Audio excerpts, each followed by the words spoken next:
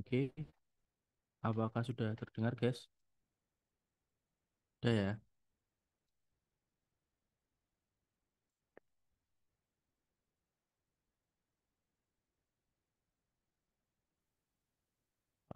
Sudah terlihat. Oke.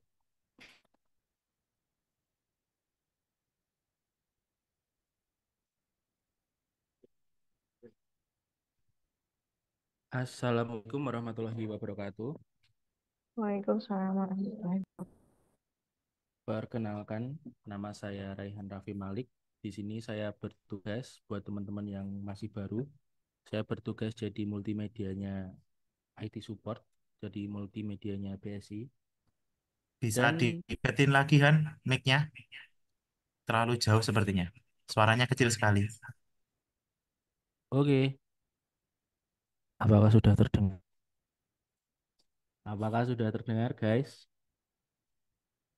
Sudah ya. Oke, Masih agak kecil deh. Kecil. kayaknya masih kecil.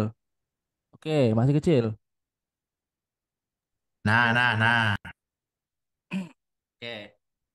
eh jadi seperti yang teman-teman tahu, saya itu dulu pernah juga teh talk di ini tahun lalu itu membawakan membawakan presentasi berupa gastrodiplomasi karena saya itu kan lulusan dari HI ya, dari Hubungan Internasional.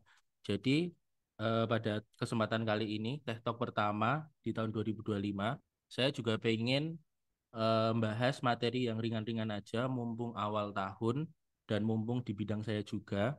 Dan ini Kultura itu tuh sebenarnya proyek tugas akhir saya dulu yang sempat terbengkalai karena satu dan lain hal tentunya.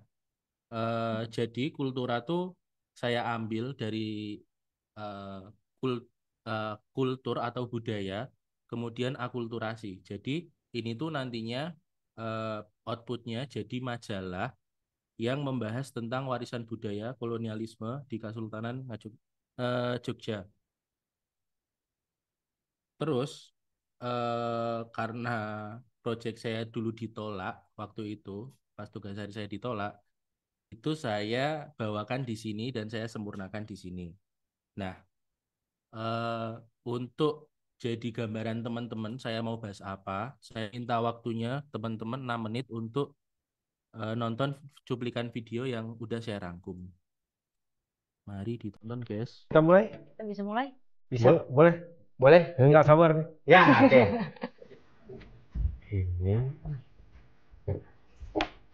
Nah, ini salah satu juga ya kreasi dari si Sultan Hamengkubuwono ke-8. Jadi di tahun 1900 awal 1900. Ini juga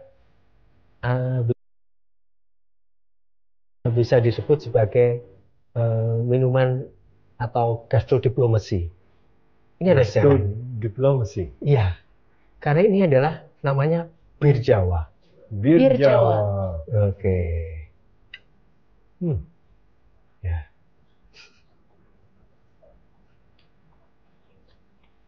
Jahe. Ya, bir Jawa Jahe. ini non alkohol. Ya. Dibuat dari rempah-rempah. Dinamakan bir karena ada busanya Ya. dan warnanya kuning. Ya, dan dulu Jahe. memang begini, Sultan Hamengkubuwono ke-8 itu banyak menerima kunjungan jamuan makan tamu Belanda masih di era penjajahan. Nah, salah satu jamuan itu pasti jamuan besar, bisa 100 orang dan sebagainya. Tamu-tamu Belanda pasti beliau minum bir, Ya. alkohol. Satu. Nah, kita para abdi dalam atau para tamu dari kita yang datang di sini, ini kan tidak minum alkohol. Satu. Yang kedua, kalau semua minum bir kan di masa itu bir itu mahal. Oke. Mahal. Ya. Nah, beliau lalu menciptakan menghormati tamunya. Kalau orang tidak mencicipi, mungkin nggak tahu ini bukan bir. Nah, Ya. itulah beliau. Itu di situ. Ini kita sajikan yang main course-nya. Main course. Oke. Iya. Widih. Nah, Nah, ini apa, Pak? Ini yang namanya gecok ganem. Cok ganem. Oh. Ya, ini mungkin kalau taste-nya Jawa banget lah.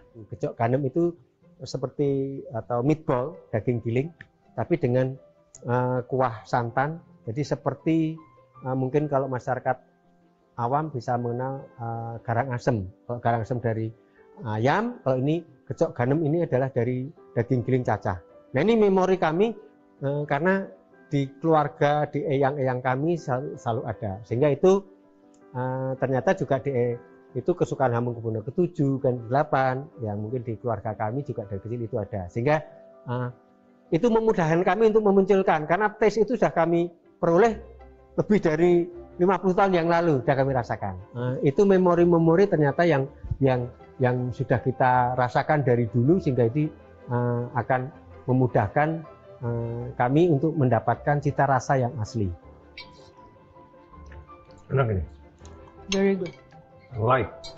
Ya, Ya. ringan, Ringan. Ya. tasty. Creamy tapi Ya. pas kena blimbing bulunya itu. Ya. Terus. Sebenarnya ya semuanya enak. Tapi yang secara flavor saya paling suka itu yang gecok ganem. Karena dia very light. Dia creamy dari santannya, tapi dia benar-benar highlight kualitas santan di situ tanpa being too heavy. Jadi dia masih ringan, adanya belimbing wuluh untuk menambahkan kesegaran juga. It was a very good dish. Nah, kalau ini salah satu ada namanya sanggar. Sanggar. Sanggar. Nah, sanggar dari Dari apa itu? daging sapi Mhm. ya, dengan bumbu rempah dan sebagainya. Lalu waktu membakar itu dengan ada diolesin santan kental Oke. kanil. Oke. Nah, kalau yang ini juga salah satu kreasi dari si Sultan Hamengkubuwono IX. Ini yang tadi saya sebut bebek Swarsuwir. Ini terinspirasi sebenarnya kalau ada di Belanda Swartsuur. Asam manis, Oke. tapi mungkin lidah Jawa menjadi Swarsuwir. Kan begitu. Nah, dari penamaan tadi memang ada yang makanan-makanan yang diciptakan atau dikreasikan oleh si Sultan sendiri. Yang ya karena si Sultan Hamengkubuwono ke-9 beliau itu sangat hobi masak.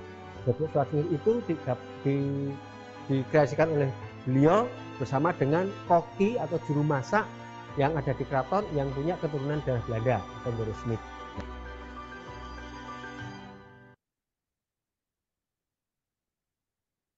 Oke, itu guys video atau cuplikan yang bisa jadi gambaran awal materi apa yang mau saya sampaikan pada pagi ini. Jadi sebenarnya diplomasi itu adalah sebuah seni karena sudah bisa dilihat tadi bahwa ternyata eh, pada zaman dahulu itu pas zaman mbah-mbahnya kita, pas zaman pemerintahan kolonialis itu tuh ternyata nggak cuman perang aja. Jadi mereka nggak cuman tembak-tembakan pakai senjata-senjata, tapi ternyata mereka juga berdiplomasi lewat diplomasi budaya. Nah, diplomasi budaya tuh eh, kita bisa recall karena dulu pernah saya sampaikan juga, tapi mungkin di sini eh, banyak teman-teman yang baru, jadi kayaknya masih agak asing sama diplomasi. Kita recall, kalau diplomasi itu sebenarnya ada beberapa aktor. Yang pertama tuh ada negara, terus yang kedua ada perusahaan multinasional, terus yang ketiga ada tokoh publik. Kayak misalnya kalau tokoh publik tuh Paus, terus kalau enggak Elon Musk kalau zaman sekarang ya.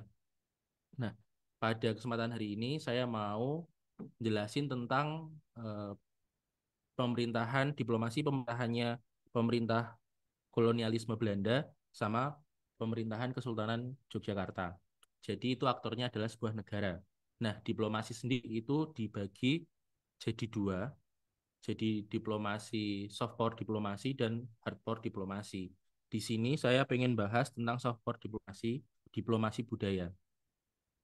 Jadi diplomasi itu sebenarnya adalah instrumen atau alat sebuah negara untuk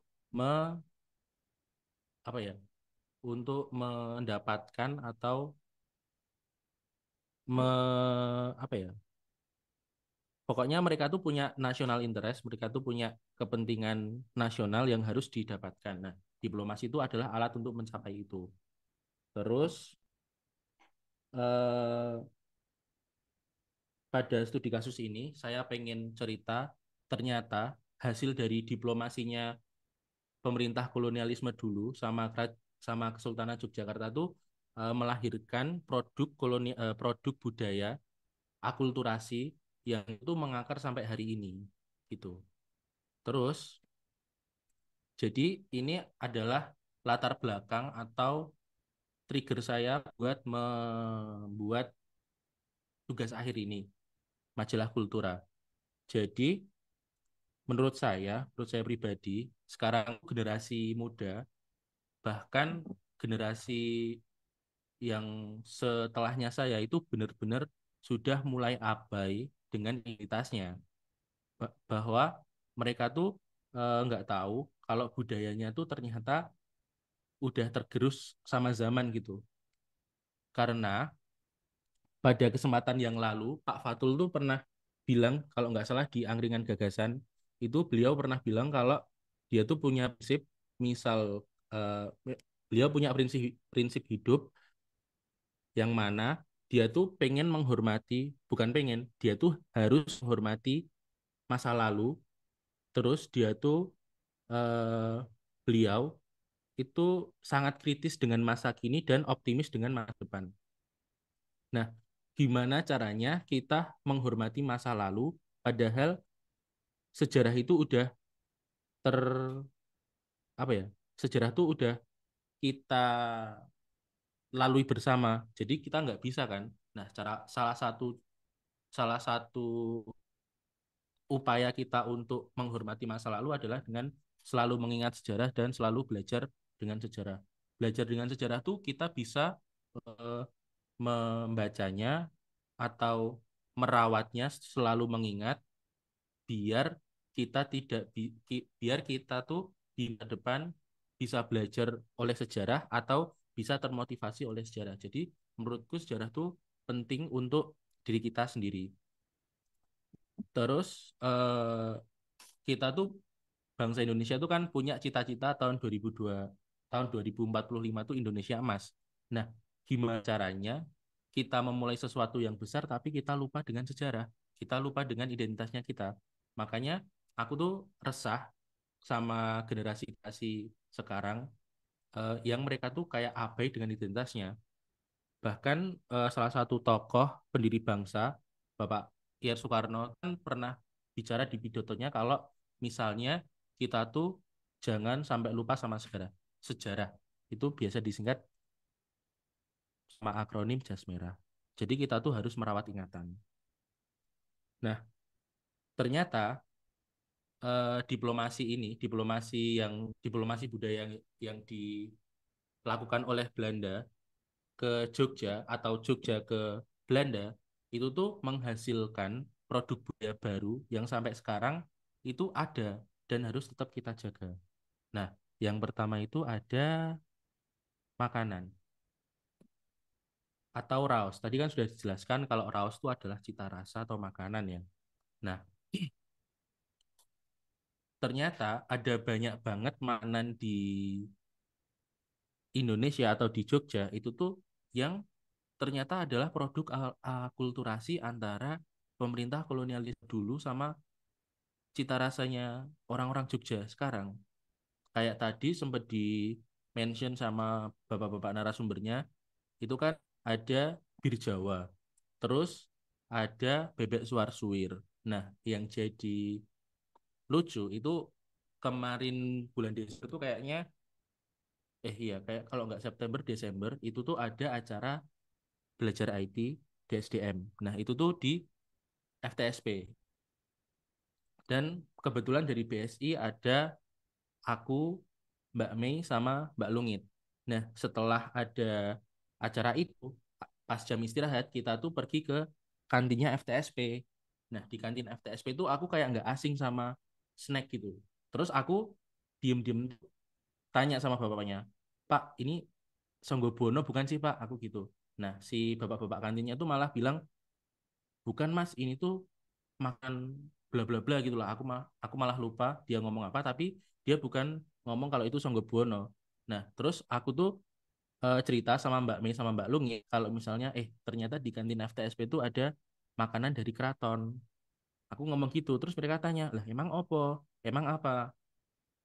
Terus aku bilang kalau di sana tuh ada Songgobono. Aku tahu Songgobono tuh karena dulu Simbah itu pernah sekolah masak.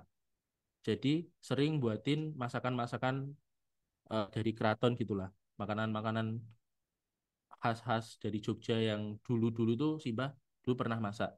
Dan pas aku bilang gitu sama mereka, mereka tuh kayak bilang, enggak ya itu tuh namanya ini. Terus kayak Mbak Lung itu baru ke recall kalau misal, oh iya itu tuh namanya Songgobono. Nah, jadi kan bahkan generasi yang di atasku tuh hampir lupa kalau ini tuh makanan dari Jogja. Kan miris ya, ini makanan dari Jogja, terus bener asli Jogja, tapi sekarang tuh kayak ada degradasi, dia tuh bukan makanan dari Jogja kan, kasihan Pak kalau makanan ini punah. Padahal ini kan termasuk warisan budaya. Nah, kalau teman-teman nggak tahu juga Songgobono tuh kayak apa, Songgobono tuh yang ada di layar. Jadi dia tuh kayak sus gitu, terus ada isian daging, mayo, sama telur. Biasanya kayak gitu, sayur-sayuran. Seperti itu, guys. Terus dulu Simbah tuh juga pernah ngobrol sama aku, kalau ternyata Jogja tuh eh, Jogja tuh apa ya? Mereka suka makanan manis tuh karena kecelakaan sejarah.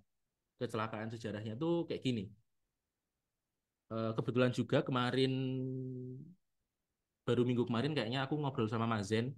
Itu Mazen makan di Jogja sayur asem manis.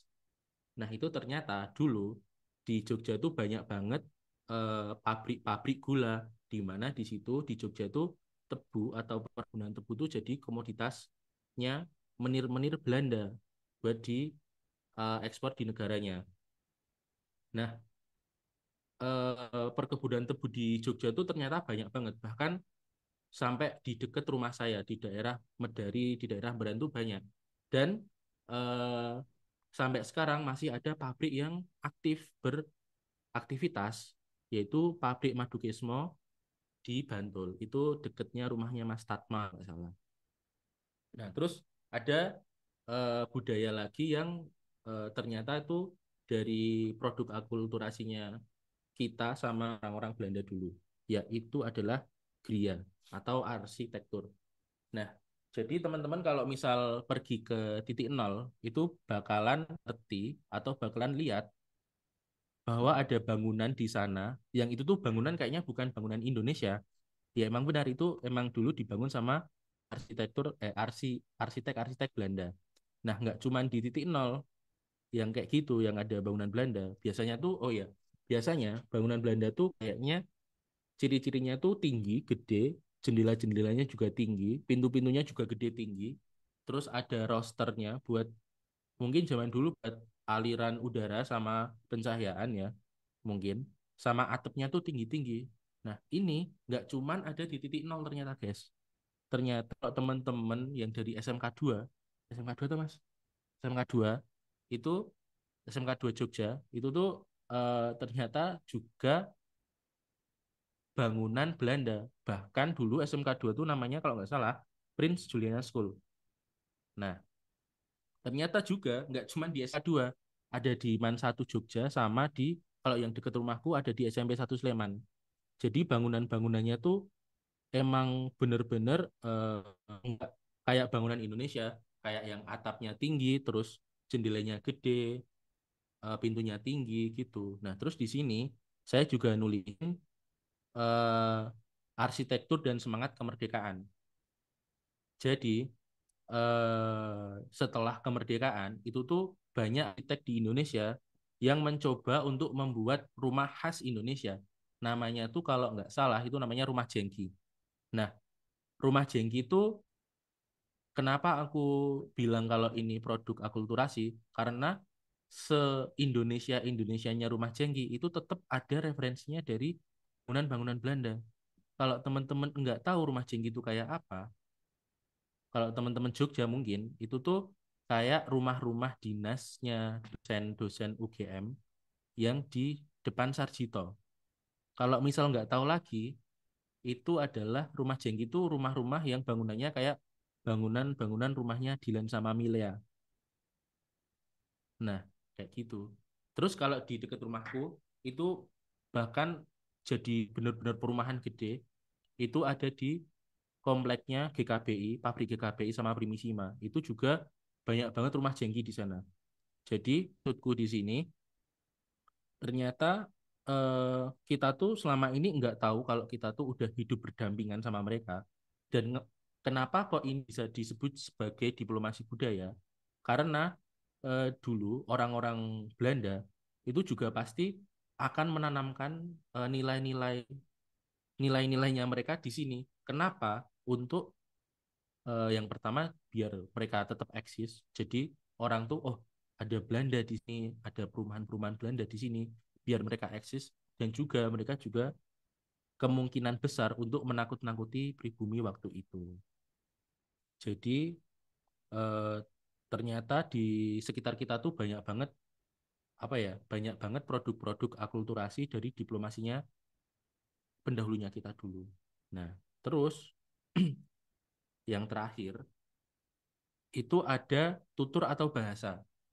Jadi sebenarnya di majalah Kultura tuh cuman cuman mandek, cuman stop di arsitektur, tapi kayaknya emang ini perlu dibahas juga karena malah ini bahasa tuh kan apa yang kita ucapkan sehari-hari. Jadi eh kok jadi ternyata ternyata tuh kita sehari-hari tuh pakai bahasa-bahasa yang kita anggap kuno dulu, tapi ternyata itu bahasa-bahasa serapan dari Belanda.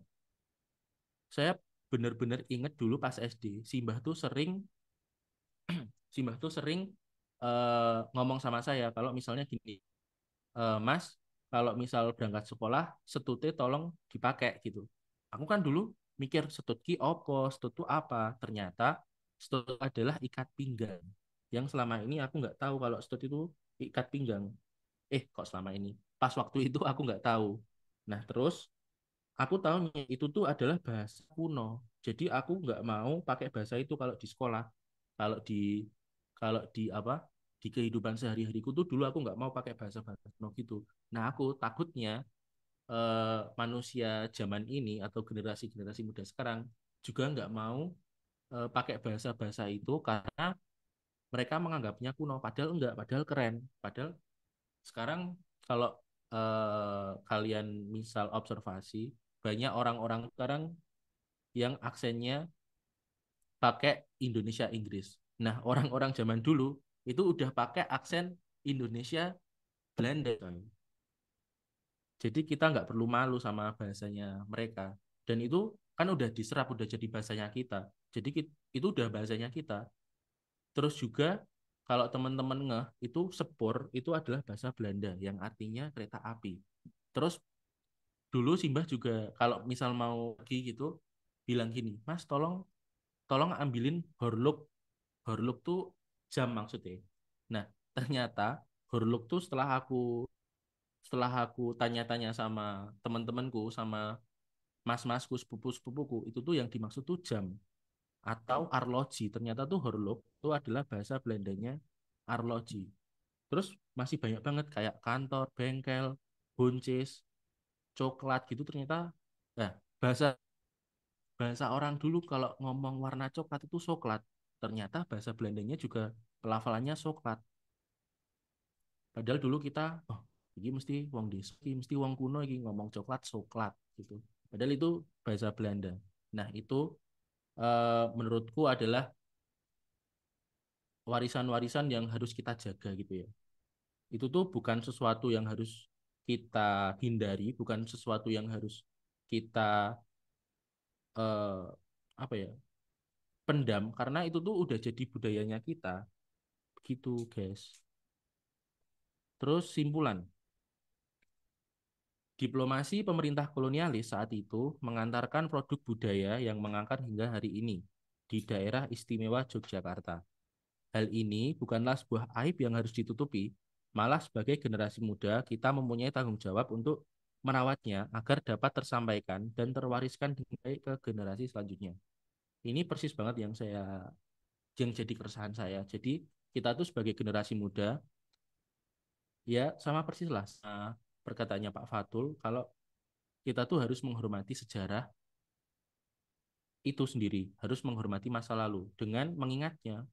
Jadi majalah Kultura ini adalah salah satu upayaku buat mendokumentasikan sejarah-sejarah yang ternyata ada di sekitar kita, yang ternyata juga adalah produk dari diplomasi yang jadi akulturasi budayanya kita sama orang-orang Belanda. Begitu, kurang lebih begitu. Terus habis ini ada sesi sharing aja. Soalnya kalau menurutku nggak ada pertanyaan ya, atau pertanyaan mungkin ada, tapi sharing aja karena mungkin aku ada yang nggak tahu selama ini budaya akulturasi Belanda sama kita. Jadi teman monggo kalau misal ada yang mau bertanya atau sharing.